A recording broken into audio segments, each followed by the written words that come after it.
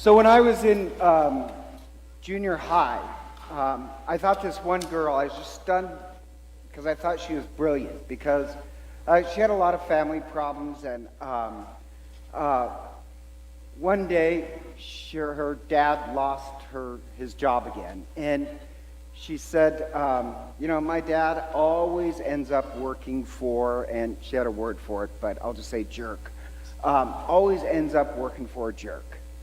And to be honest, I guess kind of too literal or naive, because I said, really? And she says, no. What's the chances you will always end up working with a jerk? And then I got it. The light bulb went off. He's the common denominator. He's the problem. That he's always blaming other people for his problems. Not only that, but he ends up getting divorced from his wife. And guess whose fault it was? His wife's. And his entire life really seems to be blaming other people. And what amazed me is in junior high, she could pick out the pattern of her father. I just thought that was amazingly wise of her. So she could pick that out. And the sad part is, the more and more he kept blaming other people, the more isolated he becomes. Can't get along with anybody at work, can't get along with his wife, can't get along with his children. He becomes more and more isolated. And that's exactly kind of like the first reading with Adam and Eve. They've sinned, and when God comes, what does Adam do? And this is the hilarious part. God blames Adam for his sin, where he says, the woman you made, which is blaming God that he made Eve. So he blames God, he blames Eve, and then Eve blames the snake. And the real twist there is that humanity is always shoving the blame on somebody else. The only one besides God who is honest is actually the snake, not human beings. And the point to that is this. You are living in a state of sin outside of paradise whenever all your energies go to protect your fragile ego. When your ego needs to be defended at all costs by blaming other people, then you're living outside the garden. You're living outside of communion with other people. And yet, let's face it, a lot of humanity is just like the story. We blame other people. And in that first reading, I love it because when it talks about the seed of the woman, the child of the woman will one day crush evil, even the ancient rabbis believed this was a sign, a prophecy of the Messiah. That one day the Messiah will come and crush the source of evil. And we will be set free.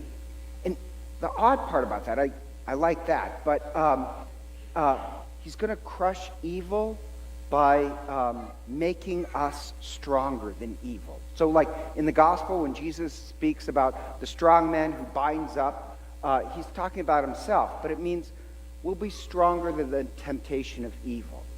And so this is an amazing part to me, that, think about this, the snake is in the garden. In paradise, evil can exist. That should blow your mind, because I know a lot of parents who want to take their kids and isolate them in this walled-off, perfect little state where none of the evils of the world can get to them. The problem is, the snake is in the garden. There's evil in the world, and so you don't want to keep your children, I want to rephrase that, you can't keep your children completely safe. What you can keep them is strong, in virtue stronger than evil. You can show them how to become authentic and accountable, stronger than evil itself. That's what Christ means when he says the strong man. That's our goal. So the snake is in the garden, so one of our options is to become stronger than the temptation of evil. And to do that, you have to become authentic. You have to become, instead of blaming everybody, you have to become authentic. And so in the gospel, or in the first story, when it speaks about nakedness, that they're ashamed of their nakedness, nakedness doesn't mean nudity. Nakedness really means authenticity. That's where we need to return back to. That's where Christ wants us to return back to.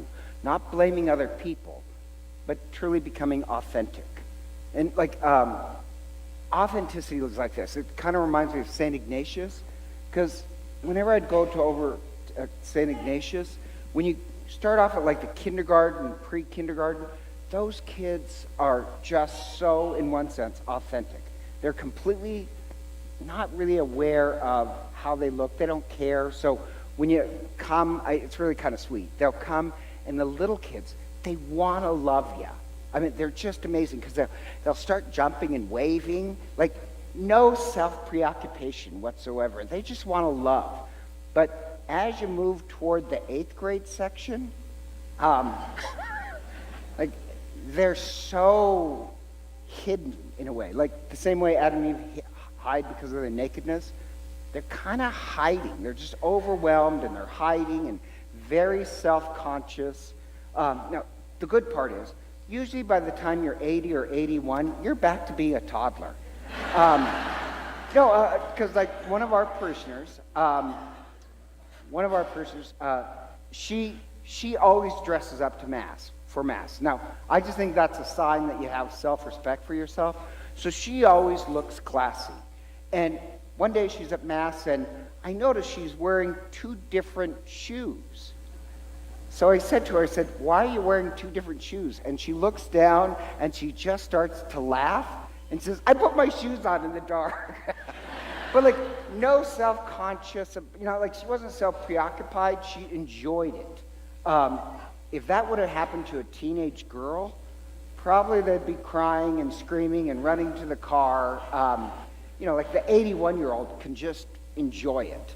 That's just more authentic. And instead of blaming, just be authentic. Own up to it and truly become yourself. That's what Christ is leading us towards. Or, just one other thing.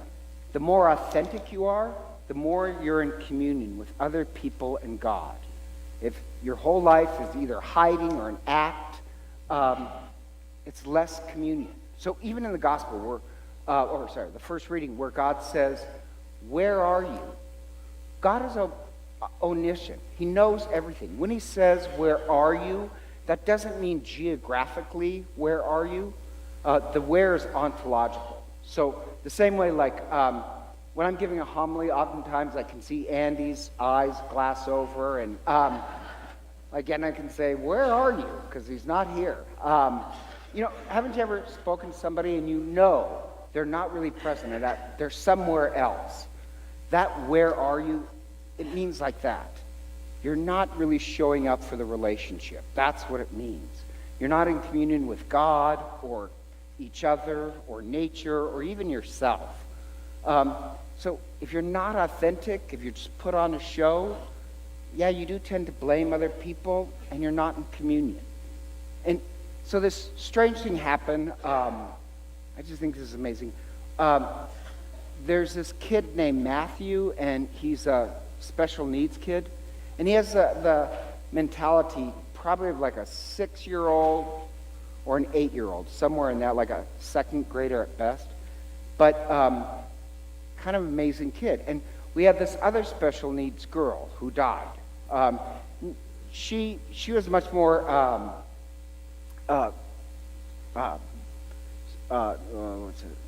advanced, whatever. So she was fun and she was sweet, but she could also be a little deceptive. But she died, and at her funeral, she had ashes. And so the families were friends, and Matthew was friends with her. They were both special needs. And Matthew, before the funeral, says, oh, there's Leah. And his brother says, where's Leah? And he says, she's standing right over there. So his brother says, what is she doing? And he said, she's eating a hamburger. Now, Leah did love food. So, now, this is the odd part. I really think Leah was there at the funeral, at her own funeral. I just think Matthew, because he is so innocent. Matthew, special needs, you see what you get. I think he's really open to even the dead being there. That Leah was there, and the hamburger, I just think, means she was in the state of joy. I think he was there. And then this happened just a little while ago. Matthew is going back from communion, and his parents are ahead, and he's going back, and then suddenly he turns and goes down a pew. And he goes down to a pew where this woman is kneeling and praying after communion. And Matthew says to her, "Jesus told me to tell you, you did good to the children." Well, that just makes no sense, right? And goes back to where his parents are. But the woman praying, she was this retired teacher. And she was praying because she was thinking, of all my years, I really didn't do much good for those kids. And suddenly a special need kid comes down the pew and says, "Jesus said to tell you, you did good to those children." And so afterwards, the woman caught up with the parents after Mass and told them what happened and said, "Why did he say that?" And they said, we have no idea. I just think because Matthew is in the state of innocence and also authenticity, I think he's open to greater communion, not only to the dead, but also to the presence of Christ. So he delivered a message. So there's this kind of connection between authenticity and communion with each other, with God, with the dead. We want to strive to get back to that place of unashamed authenticity.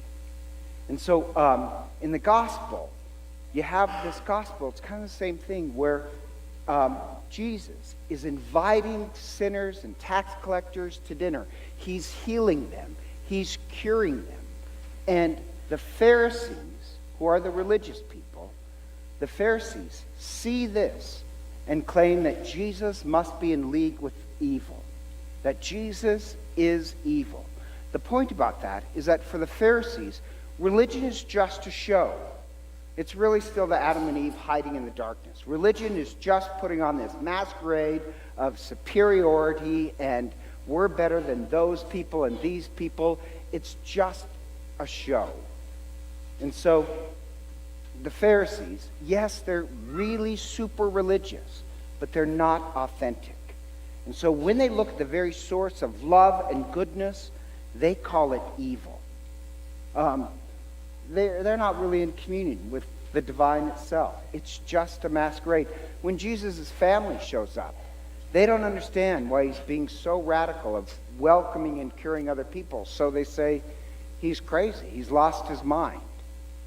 But it fits the theme that the more we can return to this state of authenticity and become our true selves, the more we're communing with other people, with God. The snake in the garden, we're not tempted by, the more authentic we become. And so the idea is this: what is our religion? Is our religion just about being a show? Or is it about this return to the nakedness of authenticity?